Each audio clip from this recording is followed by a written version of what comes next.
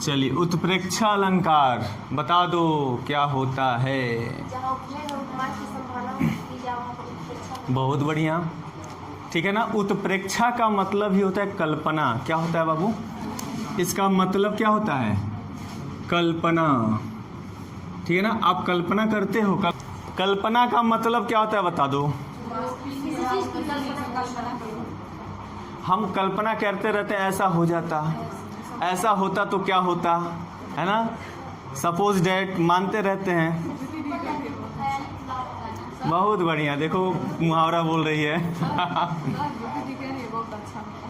बहुत अच्छा होना। देखिए कल्पना, अब कह रहा है जहां उपमेय में उपमान की कल्पना की जाए, जहां उपमेय में उपमान की कल्पना की जाए या संभावना की जाए, वहां पे होता है उत्प्रेक्षा अलंकार होता है। बात समझ गए? जहां उपमेय में उपमान की कल्पना की जाए या संभावना की जाए, वहां पे क्या हो जाएगा? उत्प्रेक्षा अलंकार हो जाएगा। चलिए साथ में लिखिए, क्या कह रहा है ये? जहां उपमेय में उपमान की कल्पना या संभावना भी लिख सकते हो, संभावना की जाए, वहां उत्प्रेक्षा अलंकार होता है। वहां उत्प्रेक्षा अलंकार होता है। लिखिए,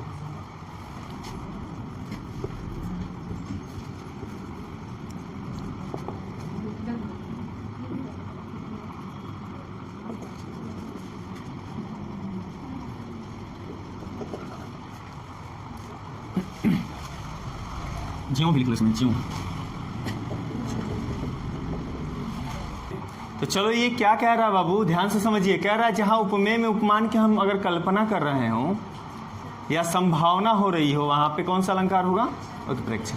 कह रहा है इसकी जो सामान्य रूप से पहचान है, अगर आपको किसी वाक्य में जो कल्पना कराई जाए अगर किसी वस्तु की दूसरे वस्तु से, और वहां पे आपका मानो या जानो या जनहूं या माना की अर्थ निकालने पे अगर माना की जैसा शब्द अगर अर्थ निकल रहा है, तो आप ध्यान से देखना कि वहाँ पे कौन सा अलंकार हो जाएगा? उत्प्रेक्षा अलंकार हो जाएगा। जैसे एग्जाम्पल के माध्यम से हम इसको समझ रहे हैं। अगर उदाहरण लेते हैं हम, तो कहता है, आप बहुत फेमस उदाहरण आप पढ़े होंगे, सोहत ओढ़े पीठ पत श्याम सलोने गात, मानो नीलमणि शैल पर आतप पर्यो प्रभात। ठीक है ना।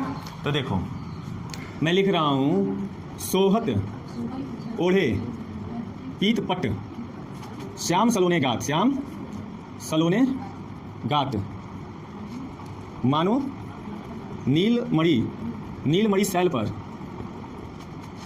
आतप पर्यो प्रभात। ठीक है।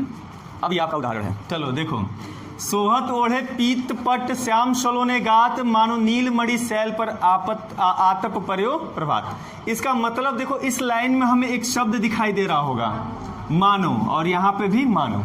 तो यहाँ पे तो इस शब्द को देखकर ही आप कर सकते हो कि यहाँ पे उत्प्रेक्षा अलंकार है, लेकिन हम इसके अर्थ को निकालेंगे और अर्थ को निकालने के बाद देखेंगे क्या यहाँ पे उपमेय का उपमान में कल्पना किया गया है कि नहीं किया गया है ना। मतलब उपमान को उपमेय जैसी कल्पना के रूप में ढाला गया है कि नहीं ढाला गया है।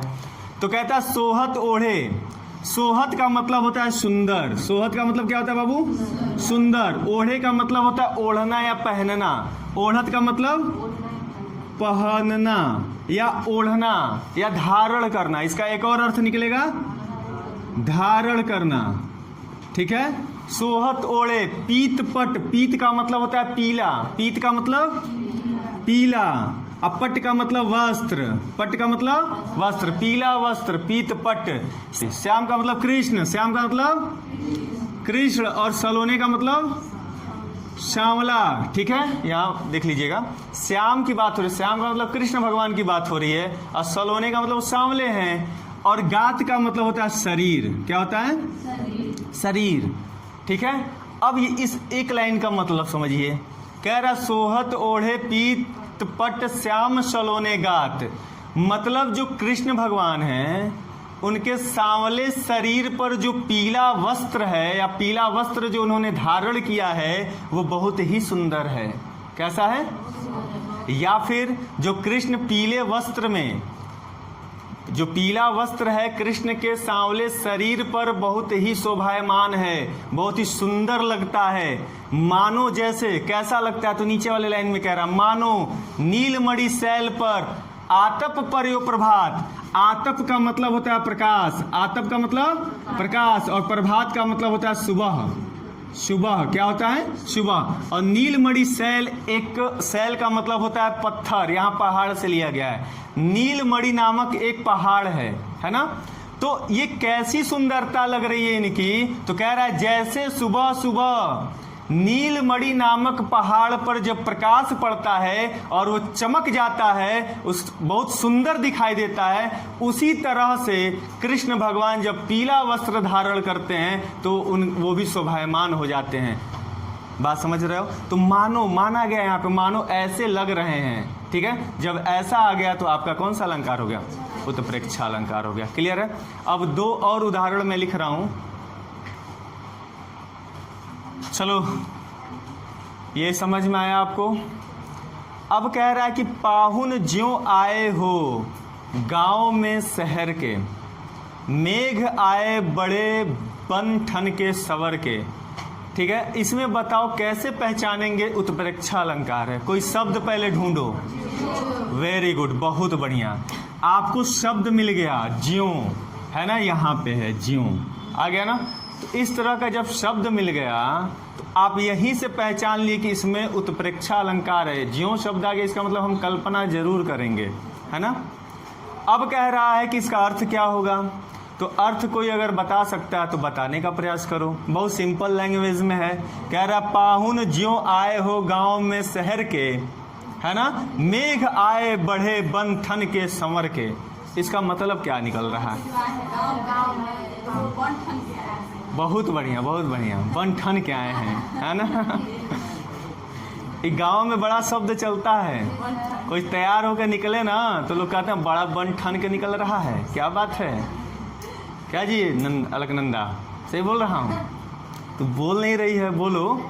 हाँ सर, चलिए, हाँ सर बोलने के लिए नहीं बोला हूँ। अब देखो, कह रहा पाहुन ज्यों आए हो गांव में शहर के। पाहुन का मतलब यहाँ अतिथि है। क्या है बाबू? अतिथि है। जो अतिथि जो है, शहर का अतिथि है, वो गांव में आया है। ठीक है, गांव में आया है। कैसे आया है? ज्यों, ज्यों मतलब मानो, है ना। मानो जैसे मेघ आए बढ़े बन ठन के संवर के, मानो जैसे काले बादल आए हो बन ठन के संवर के, है ना। तो बादल से तुलना की जा रही है वहां पे, और ज्यों आ गया, माना जा रहा है, वहां कल्पना की जा रही है कि लग रहा है जैसे बादल आया हुआ है बन ठन के, उसी तरह से ये शहर से आया है गांव में। ठीक है, तो यहाँ पे कौन सा अलंकार है? उत्प्रेक्षा अलंकार है। चलो तीसरे उदाहरण का देख लो। कह रहा उस काल मारे तन कांपने लगा, मानो हवा के वेग से सोता हुआ सागर जागा। इसका मतलब बता दो, इसमें कैसे पहचानेंगे? वेरी गुड, आपको एक शब्द दिखाई दे रहा होगा, मान। यहीं से पकड़ा गया चोर कि उत्प्रेक्षा होगा। चोर कौन है? उत्प्रेक्षा, है ना। अब इसका अर्थ निकालो, आ रहा है कि नहीं। कह रहा उस काल मारे तन कांपने लगा। काल का मतलब यहाँ क्रोध से है। किससे है? क्रोध से। मतलब उसका जो तन है, जो शरीर है, वो क्रोध से मतलब गुस्से से क्या होने लगा? कांपने लगा। आप देखोगे किसी को कुछ गुस्सा आता है ना तो खुद ही कांपने लगता है, उसका शरीर एकदम थर थर थर कांपने लगता है। किसी से झगड़ा कोई करने जाता है, देखोगे ऐसे आदमी बहुत मिलेंगे, उनका उल्टा है, उन्हीं का शरीर, और बोलने जाएंगे तो आवाज कांपना शुरू, है ना। सही से गाली भी नहीं दे पाएंगे, है ना जी। चलो, क्योंकि अक्सर लोग गुस्से में क्या देते हैं? गाली देते हैं, कांपते नहीं देते हैं। तो सुनिए, तो उसका जो शरीर है वो गुस्से से क्या हो रहा है बाबू? कांपने लगा। मानो हवा के वेग से सोता हुआ सागर जग गया। जैसे मानो कि हवा के वेग से जो सोता हुआ सागर था वो क्या हो गया? जग गया। ऐसे वो उसका गुस्सा फूटा था, ऐसे वो कांपने लगा था। ठीक है, जैसे समंदर में, सागर में लहरें बनती, उसी तरह से वो कांपना शुरू कर दिया। तो यहाँ पे कौन सा अलंकार है? उत्प्रेक्षा अलंकार है। क्लियर है?